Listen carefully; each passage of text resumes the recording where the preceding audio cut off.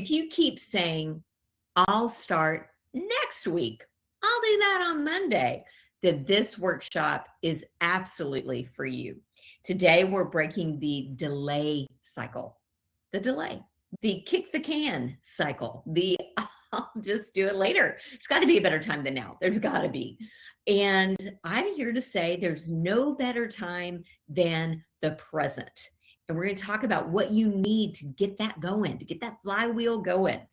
So first off, let's talk about this. Point number one, the delay flow. This is how it typically works, or at least how it worked for me. I would have good intentions, just like I woke up every morning with good intentions. I'm not drinking tonight, or I'm only going to have one. Sure enough, I'd slip. I'd blow past my own rules. And then I would end up just kind of sliding. A slip would turn into a slide, and I would get defeated, and I would feel down on myself, and I'd be like, you know what? I can't really do this right now. Maybe I can't do it at all, but I definitely can't do it right now. So I'm going to delay when I try again, because I just don't have it in me. You know, it takes a lot of oomph to go make a change in your life, right? And so I would slip up, and then I would kind of slide and just keep drinking or keep behaving the way I really didn't want to. And I thought, well, I'm just going to delay trying again. And then I would repeat the cycle. I would have good intentions. I'd finally get sick and tired of being sick and tired again. I mean, how many times I would get sick and tired of being sick and tired. And then I'd be like, that's it. I'm not drinking again, or I'm not drinking tonight, or I'm not drinking this weekend. Then sometimes I could do that until I couldn't. That's called moderation. And then I would slip. And then I would go back into the delay cycle, which is slip, delay, repeat. Slip, delay, repeat. And that cycle kept me stuck for a very long time. Y'all, I actually I wanted to change my relationship with alcohol on and off for almost probably 5 years. Age 40 to 45 for me were the 5 years. I was like a yo-yo drinker, on again, off again. I'm never drinking again. I'm only drinking on the weekends. It was like a roller coaster ride. And I got stuck in this delay loop many, many times. Slip, blow past my good intentions, try for perfection. I blew it. Then I would delay. Then I would repeat the slip delay cycle again. And it sounds like I'll start Monday. It sounds like I'll start after this vacation. I'll start after the summer. I'll start on Monday. I'll do better next week. It's this kind of like always future casting that like, I can't do it now, but maybe I'll just do it in the future and something will magically happen where in the future it's going to work, but right now it can't work. And I think delay reduces the discomfort in the moment because let's be honest, it is uncomfortable to do something unfamiliar. And if you, like me, are or were a regular drinker, a habitual drinker, it's just what you do. In fact, many of us, drinking is just kind of almost something on autopilot. Like you wake up, you brush your teeth, take your makeup off from the night before if you didn't, go work out, do your quiet time, eat your healthy lunch, and then 5 o'clock, wine o'clock rolls around, and that's just what we do. It's 5 o'clock somewhere. It's how we socialize. It's how we unwind. It's how we connect. We think. And it's just what we do on autopilot. So that's familiar. And it's really easy to get into the rut of just, this is what I do. And so it is uncomfortable in the moment. And that's what I want you to be thinking of is later feels better than saying right now. Because later is like, I don't have to change right now. I don't have to get uncomfortable right now. But let me ask you a question. Are you really that comfortable if you're in a relationship with alcohol that is misaligning for you? Is it really that comfortable to be pouring a glass of wine that you don't even really want? Sometimes I got to the point where I was buying really cheap wine because I was kind of just going through it on a regular basis. I wasn't always binge drinking. I was definitely drinking more than I intended to. But I was like, golly, for a nightly glass or 3 of wine, I'm going to have to buy the Kirkland's Costco brand. And even the Target wine cubes, those are from the devil. Not kidding. I got to the point sometimes where I just didn't even want the taste. I didn't even want it. I knew that it was going to take me nowhere good, nowhere that I wanted to go. But I wanted the buzz. I wanted the routine to keep going. And so later felt better than changing it right then, because I just thought, well, I'm right here right now. And the drink's right here right now. And yeah, I knew it was misaligning for me when there were times, if you've ever had a drink, that first drink, I'm not talking about drink 2, 3, and 4. I'm talking about the first drink that you didn't even really want. And you're like, well, here we go. I mean, I got to get the buzz on somehow. Guess got to drink this because this is what I do. That framework, that way of thinking is actually quite normal because it's the way your brain works with an addictive substance like alcohol, because it literally creates a thirst for itself. So again, you're not broken. It's not a moral failure. Your brain is working with that craving and with that addictive substance. So it's like, yeah, later feels better right now, but it keeps you stuck, kept me stuck for years, because later, yeah, felt good to go, you know what, I'm just going to drink this one right now. Who cares? It's a Thursday or Friday, but I'll start again on Monday. And I had such hope for Monday, you know, like new months and Mondays gave me such hope. And then Monday would roll around and I'd be like, well, but it is book club on Mondays. I did literally go to a book club in my neighborhood for about 5 years on Monday nights. So I was like, oh no, who made this up? I think I did. I think I was actually one of the ringleaders and starters of the book club, that we thought it'd be a good idea to have it on Monday because we could get another drinking day in without it being the weekend. I think subconsciously. But I think we were like, oh, if we have it Monday, Tuesday, or Wednesday, then we can drink at book club and that won't count like for drinking during the week, because that's an outing. That's like an event. So anyway, y'all, I found so many ways to justify my drinking, and all that did was keep me stuck, because later feels better than right now. But aren't you still uncomfortable when you're stuck? Feeling stuck, feeling trapped, feeling like you're doing something you don't really want to do, that's uncomfortable too. So I'm here to say, pick your uncomfortable, pick your hard. And right now is actually better than later, because there is no, quote, perfect time. And I'm going to get to that. Point number 2, why your brain delays change. Our brain is wired, literally, for survival, to take the path of least resistance that burns the least amount of energy and provides the most certainty as possible. So if you're a routine drinker, whether that's every night or every weekend or every time you go out or every time you're on vacation, that's you. It's because your brain is wired to avoid discomfort. Again, it wants the path of least resistance. It feels like resistance to make a change because you're going against your own grain, much less that of society. Let's go ahead and say it. It is counterculture to choose to live an alcohol-free lifestyle. Now, yes, people are drinking less than ever, but the demographics of that are actually kind of skewed because this is what I do full time. I'm sober, sis. I know a lot of the numbers out there, and I know that for the first time in history, our country here in the US is drinking less than ever in like 90 years time. I do think that that's because there are a lot of other substances to choose from out there, if you know what I mean, that are mind altering and that are habit forming. So it's kind of a replacement. But I will tell you this, I'm 55, I have kids in their 20s. Our Gen X and younger people are drinking less. And again, I think it's because they've learned from us. It's not necessarily the way they want to go. And there are other ways that people are choosing to socialize. And some are healthy. So I celebrate that. It's good.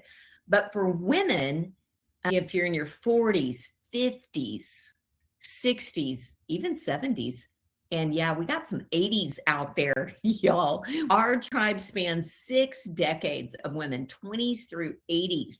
So it's never too early and it's never too late to change your relationship with alcohol. And that should give you great hope. So I don't care if you're 25 or 85. It's not too early and it's not too late. You can change your relationship with alcohol. But I will have to say the stats are out. Women my age, I'm 55 and up, are actually drinking more, not less, for the first time in history as we age. Women are drinking more as they age in our demographic. Well, that's because a lot of us are already hooked. They've already duped us. And I do talk about this in the 21-day reset challenge. I have a whole day on the marketing and the messaging to women about alcohol. And y'all, I've just got to say it, we've been duped. They have really gone after us as a demographic, as a market. 20, 25 years ago, literally the marketing around alcohol and women changed. But they realized, oh, men, they're drinking their beer, their bourbon, their whiskey. But women, they're not drinking enough. I think there's an untapped market there. So that's when the mommy wine juice culture, the rosé all day tea towels and shirts at, Target started coming out. The wine culture picked up and everything became alcohol centric. It seems like in our society, right down to even in the grocery store. At one point pre-COVID, I think they shut it down. Since then, there was actually a bar, like a walk up, sit down, beer on tap, get a glass of wine bar in our Whole Foods grocery store here in Texas.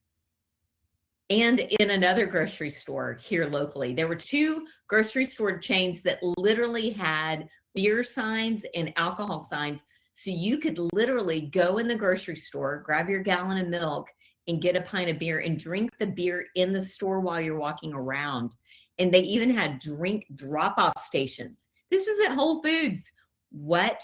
They don't do that anymore. I don't know quite what happened there. There could have been all kinds of behind the scenes stuff, but I can just see it now. All of us moms being like, I'm just going to run to the store. I just need to pick up some butter and then just winging by and getting a little Pinot Grigio. So that is a marketing thing. And that was definitely pandering to, I think, women that are a little bit older than maybe your college age gals. So that's something just to know and just to be aware. But see, once you know, you can't unknow. And that's so much of what we're doing here in SoberSis. It is all about just knowing and using that as knowledge and empowerment. Knowledge is power if you use it. And if you don't use it, well, you might lose it, but you're not going to forget. Listen, I've learned so much about alcohol now. If I ever tried to go back and drink it with mindless sipping and just acted like I didn't know, I couldn't do it. I know too much. I want you to know enough that you're like, you know what? I want to not want it. Arm me, Jen. Give me the tools I need to look at alcohol differently, which is the goal of the 21 days. Just help me look at it differently. So when I walk down the aisle of red wine, I just see bottles of poison. And I just walk. Who wants to put a bottle of poison in their basket while you're trying to eat healthy and detox when you don't want to retox? So anyway, it really fires me up because I think we've been duped. And our brain has been taught in our society, dopamine nation, to seek immediate relief. We are not good at waiting. We are not good at the long game anymore. I say we're not, we can work on it, but I mean, it's a challenge. We want instant relief. We want quick. We want it now. We want it quick. And the sober-minded journey is a lot more about pausing, noticing, awareness, responding, not reacting, even slowing down. Sober-minded living is really intentional living. It's being awake, alert, aware, and present in your own life so that you're in the driver's seat going, yeah, okay, everybody calm down, meaning inside. All the parts of me, some are like, do it, don't do it, drink it, don't drink it. It's like the little angel and devil. Sometimes you just have to go, okay, voices, all of you, be quiet. I'm just going to take a deep breath and listen to that still small voice inside that knows the right way to go and knows what I really want. Maybe not exactly what the moment demands of me, but what the life that I want to lead really requires of me to surrender. So your brain is wired for now, not long term. First comes the decision, and then oftentimes the motivation follows. Tony Robbins and Mel Robbins both talk so much about don't wait for the motivation to get started. Get started with a decision, and then the motivation will follow. And I'm here to say, I think that's absolutely true. If you want to have more motivation to go to the gym, we got to go to the gym. We don't get motivated to go to the gym. We go to the gym because we've made a decision that that's something we want to do. And again, it's okay if your journey starts out with a little bit of should, but then you really want it to not stay, I should, because that's not sustainable. Listen, I would not be 9 years alcohol free if it was a big should. I've already shoulded on myself enough. If being alcohol free was something I just should do, no, it's something I must do.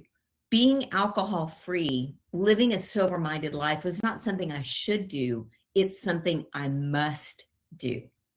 And I'm so glad that I have that kind of compelling why, which we talk about in the first day of the 21-day reset challenge. In fact, it's so important to have a strong why. I spend the whole first week in AFL on knowing your why. It's got to be compelling. It's got to be deep. It's got to be a must, not a should. But it's okay if you don't have the feelings first. It's okay if you make the decision first. And listen, y'all, I've been working with women for years, thousands of women for many years, almost a decade. And I can say from experience, if you make the decision to give yourself the gift of a break from drinking, you will then get the clarity that you need to decide what it is you want to do. Hey, listen, nobody's here to tell you what to do. We don't need to be told more of what to do and more information. I do want to arm you in the reset and in AFL and ongoing with the tools you need, that at some point in time, you get to make a decision that you can stay the same. I was asking myself the wrong question for years. Is it bad enough? And I was like, well, let me look around. Let me see if it's bad enough. And what I ended up doing was looking around and comparing myself to somebody else who was further down the drinking highway or drinking visibly more than me, even though I was hiding some of mine. So I compared and I was like, well, it's not that bad. But the right question, the better question is it good enough? Not is it bad enough? Is it good enough? Is it serving me? Is it aligning with me? Am I literally pouring drinks at 5 o'clock out of habit and routine that I really don't even want, but I do, but I don't, but I do, but I don't. I wanted to not want it. I wanted to get rid of that mental tug of war. And if that's you, you're in the right place, because that's what we're trying to do, is find freedom from the mental tug of war. But listen, if change feels uncomfortable, your brain will push it off. You're going to have to override that with the decision. You are going to have to override it, because if you're just waiting for the motivation and it feels like a good idea to give up my nightly glass of wine. Said no one. We have to decide, listen, I don't have what I want right now, and I won't get it if I don't change what I'm doing right now, but I won't get it immediately. I will have to invest in myself, and I will have to give this thing time. And then the motivation and the heart change, the life change, the physical change catches up with that decision. And then when you see results, you start to feel more motivated, and it starts this flywheel of like momentum. And once you have that momentum, like after you do the reset, take that momentum and go into AFL. After you graduate AFL, join us in the quest. We keep it going. We keep it growing. It's all about momentum and using that energy to keep going and not getting complacent, because listen, I know a lot of you listening to me have been on this journey for a while. I love that we've got brand new people here who are just signing up for the June 21-day reset. I also know that we have the OGs here who are 2, 3, 4, 5, maybe even 6 years alcohol free. And it's easy to get complacent. So we have to remember our why, and we have to sometimes just decide in the moment, nope, this is who I am. I am a non-drinker.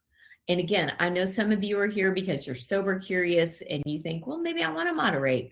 Well, I invite you to the journey to find out if that works for you. Because I promise, once you take a break, once you literally set alcohol aside for 21 days, that is enough time to get off of autopilot, bring awareness in, and you're going to feel some of that momentum. You're going to feel some of that clarity. And then from there, make the decision. You don't have to make the decision at the beginning. Just keep making a goal for yourself and then moving the goalpost. That's what I did in 2017. My first goal was about 6 weeks, 42 days, 1,000 hours. I was like, can I do it? I don't know. But I did. I did it because I decided to do it, not because I always felt motivated to do it. Because I was thinking long term, 42 days, that was my goal. And then after 6 weeks, I thought, you know what, 42 days is 6 weeks. What if I just tried for 100 days? I just want to keep this momentum going. And I was starting to feel some motivation because I was starting to sleep better. My skin was better. My anxiety was going down. I was like, whoa, it's kind of starting to feel worth it. It didn't feel worth it the first week. In fact, the first week was really hard. And if anybody tells you it's just like super easy right out of the gate, I think they're lying to you. We're all different and our bodies are different, but I think it's really difficult at the beginning. I think it takes about 7 to 10 days to get alcohol and its physiological effects out of your body at minimum. So that first week, week and a half, I mean, you've got to just lean in to the connection, which is really the secret sauce here in Sober Sis. It is literally the secret sauce. Is totally the secret sauce. And so having connection is absolutely key, not willpower, not white knuckling it, not more rules, but it's connection, it's progress over perfection. And your brain actually can do that. And then my third point, start before you feel ready. Okay, let me just say it again. Start before you feel ready. Because if you're waiting to feel ready, if you're waiting to feel motivated, if you're waiting to feel like it's going to be awesome to set down your nightly drinking habit or your weekend plans, think again, because action is what actually creates momentum. So that's why it's a challenge to get started. And that's why putting it off doesn't help. Putting it off, kicking the can, saying, I'll do it later. I'll do it Monday. I'll do it. Well, I mean, in this case, yes, do it Monday. But whenever you're watching this, whenever the next opportunity, well, it's now. Yeah. The good news in our tribe is you can join our free community anytime. Currently, at the beginning of every month, I offer a 21-day reset challenge. And basically, once you do the reset, you can join AFL now at any time. And I highly recommend starting on a Monday because I've designed the course that way. And that can be any and every Monday. So don't wait. Let's go. Because action creates momentum, not perfection and not the perfect day. There is no such thing as the perfect day. Let me take you back to April of 2017. Not a lot was going on in my life at that time. I wasn't in a really bad place with drinking compared to how I had felt about drinking before. I had wanted to drink less, really, or not at all. I really wanted to drink not at all, but I thought, well, that's too far. I don't think I can do that. So I just want to drink less. I really want to not want it. So I decided to take a break and start my journey in the month of April 2017. It was a regular day. I went downtown Fort Worth, which is where I'm from. I'm coming to you from Fort Worth, Texas. I went downtown to Sundance Square. I went to a restaurant called Taco Diner. I sat down with my husband.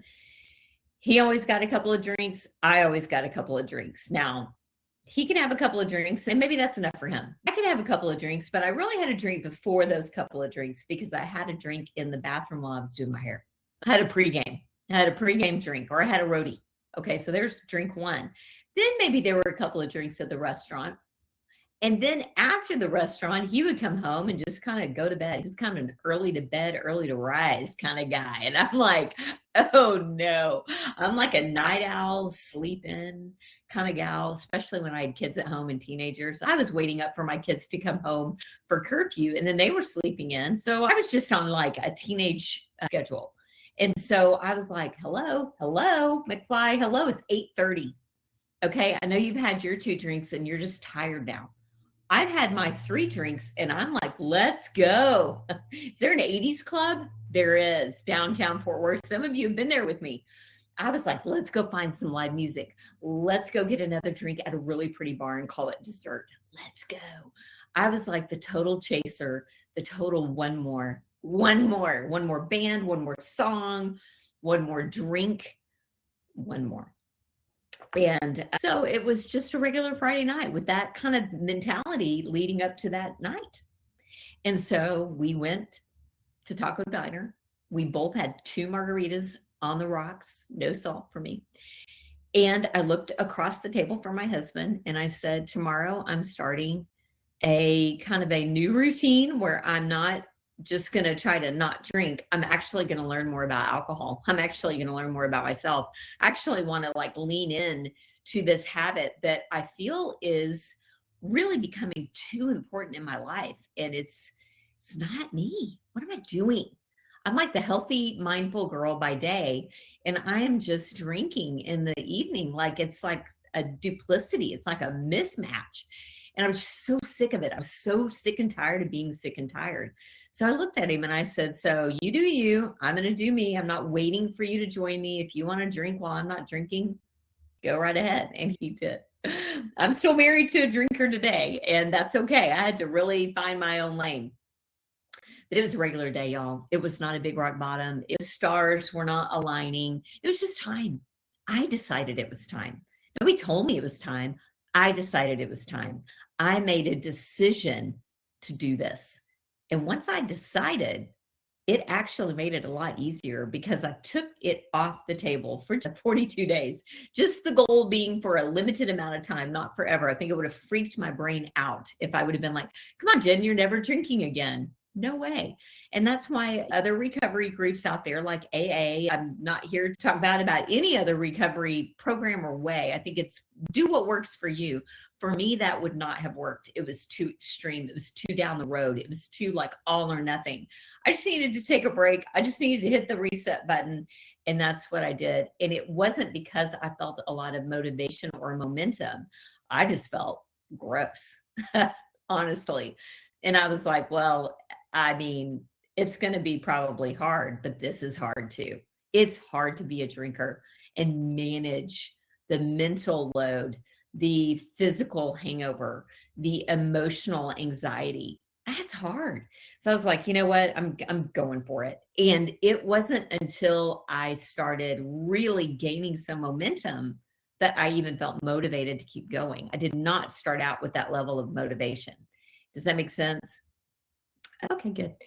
The 21-day reset specifically gives you a starting point. Sometimes you just need a starting point. Like, how do you get started? And I think that's sometimes the hardest part. Like they say with working out, yoga, the gym, it's getting to your mat. It's going to the gym. That's the hardest part. Once you get there, that's not the hardest part. The hardest part is getting in your car, laying out your clothes to get there. You don't have to wait for the quote, right time, because there is no right time more than the present moment right now. Like whenever you're hearing this, that's your signal. That's your cue. It is the right time because it's the present time. So if you're sick and tired of waiting for next week or waiting for next Monday or you can get started today. There is something for you in Sober Sis to start today. Even if it's just connection, bonus resources I have to help you prepare for the next reset. So sign up, make a decision, not based on emotion, not based on willpower, not based on comparison and looking around. Just make a decision. And then trust me, the motivation will catch up. And the more you get going, the more motivated you're going to feel because you're actually seeing transformation. And that's what this journey is really what it's all about, is transformation. I thought in 2017 when I started this journey that it was about alcohol. I really did. And it starts that way. For me, changing my relationship with alcohol was indeed the lead domino. I had to knock that one down first before I could work on my emotional stability or my sleep or anything or energy or just alignment. I had to work on just not drinking. Just not drinking. And anyway, that's what I just want to encourage you with today. We're stronger together than we are apart. That's for sure. Okay. Well, bye, y'all.